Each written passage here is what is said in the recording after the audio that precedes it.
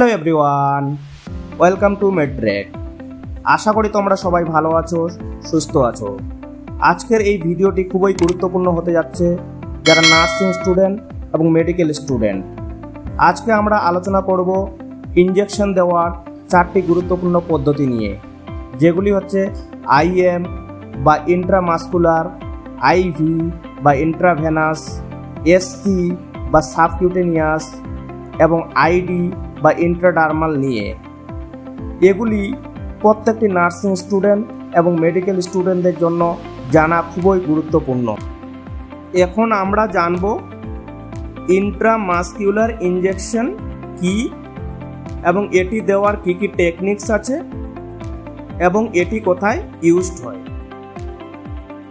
তাহলে intramuscular injection হচ্ছে, এটা আমরা ডাইরেক্ট মাসেলে ইনজেক্ট করব, যেই জায়গাটাতে রক্ত প্রবাহ বেশি থাকে, এবং এটি সাবকিউটেনিয়াস ইনজেকশনের তুলনায় দ্রুত কাজ করে, কিন্তু ইন্ট্রাভেনাসের তুলনায় ধীর গতিতে কাজ করে।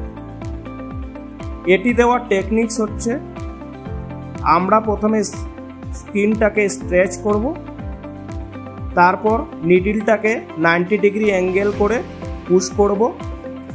প্রয়োজন হলে একটু ব্লাড টেনে দেখতে পারি যে প্রপার জায়গায় ইনজেক্ট হয়েছে কিনা। তারপর ধীর গতিতে ইনজেকশনটা দেওয়ার পরে ওই জায়গাটা হালকা করে মাসাজ করে দেব। আর এটি ব্যবহার করা হয় বিভিন্ন টাইপের ভ্যাকসিনস, অ্যান্টিবায়োটিক্স এবং হরমোনাল ড্রাগস যেরকম ভিটামিন B12 দেওয়ার জন্য। এখন আমরা জানব ইন্ট্রাভেনাস ইনজেকশন কি এবং এটি দেওয়ার কি টেকনিক আছে এবং এটি কোথায় ইউজড হয়। তাহলে ইন্ট্রাভেনাস ইনজেকশন হলো এমন একটি ইনজেকশন পদ্ধতি যেটা আমরা ডাইরেক্ট ভেনে ইনজেক্ট করব, যাতে রক্তে খুব তাড়াতাড়ি মিশে যায়। এটি সবচেয়ে দ্রুত কাজ করা একটি ইনজেকশন পদ্ধতি।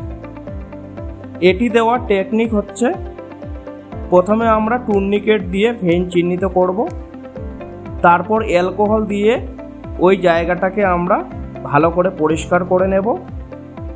তারপর নিডলটাকে 15 থেকে 30 ডিগ্রি অ্যাঙ্গেলে প্রবেশ করাবো।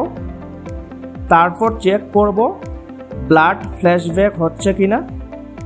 তারপর ধীরে ধীরে ইনজেকশনটাকে বের করে ওই জায়গাটাকে চেপে ধরব। আর এটি ইউজ হয় যখন কোনো এমার্জেন্সি মেডিকেশনের দেওয়ার দরকার হয়।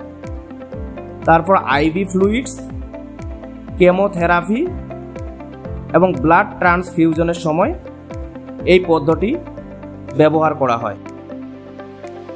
থার্ড ইনজেকশন পদ্ধতিটি হচ্ছে সাবকিউটেনিয়াস ইনজেকশন। আমরা এখন জানব সাবকিউটেনিয়াস ইনজেকশন কি এবং এটি দেওয়ার কি টেকনিক আছে এবং এটি কোথায় ইউজড হয়। সাবকিউটেনিয়াস ইনজেকশন পদ্ধতিটি এমন একটি পদ্ধতি যেখানে আমরা মেডিকেশন পেশেন্টের স্কিনের নিচে থাকা ফ্যাটে ইনজেক্ট করাবো, যা ধীরে ধীরে অ্যাবজর্পশন হবে। এটি দেওয়ার টেকনিক হচ্ছে, প্রথমে আমরা পেশেন্টের স্কিনটাকে ভালো করে চেপে ধরব, তারপর 45 থেকে 90 ডিগ্রি অ্যাঙ্গেলে নিডলটাকে প্রবেশ করাবো, যেটা ডিপেন্ড করবে পেশেন্টের ফ্যাটের থিকনেসের উপর। তারপর ইনজেকশনটাকে ধীরে ধীরে পুশ করে ইনজেকশনটাকে দেওয়ার পরে আমরা ইনজেকশন দেওয়ার জায়গাটায় কোনো রকম মাসাজ করব না। আর এটি ব্যবহার করা হয় ইনসুলিন, হেপারিন, অ্যালার্জির ওষুধ দেওয়ার জন্য। এখন আমরা জানব ফোর্থ অ্যান্ড লাস্ট ইনজেকশন পদ্ধতি, যেটা হচ্ছে ইন্ট্রাডার্মাল ইনজেকশন। তো ইন্ট্রাডার্মাল ইনজেকশন কি এবং এটি দেওয়ার কি টেকনিক আছে এবং এটি কোথায় কোথায় ইউজড হয়।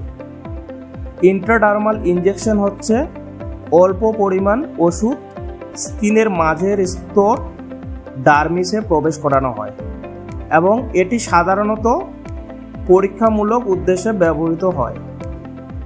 এটি দেওয়ার টেকনিক হচ্ছে, প্রথমে আমরা স্ক্রিনটাকে স্ট্রেচ করে ধরব, তারপর নিডলটাকে 10 to 15 ডিগ্রি অ্যাঙ্গেলে প্রবেশ করাবো, তারপর ধীরে ধীরে ইঞ্জেকশনটাকে দেব এবং যেখানে দেব সেখানে ছোট একটি হুইল বা বাবেল যাতে তৈরি হয়।